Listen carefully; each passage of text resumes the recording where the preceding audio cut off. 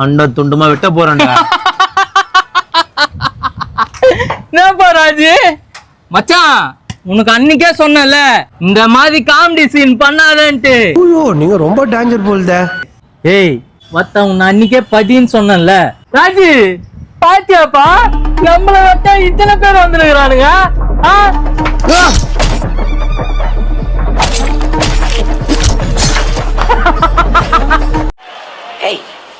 Hey, I've seen this one. This is a classic. Tea coffee இருந்தா அப்படிங்களா? Tea நல்லா இருக்கு. ஜூஸ் குடிக்குமா? 250 ரூபா. 250 ரூபாய். ஆமா. Coffee sir just coffee.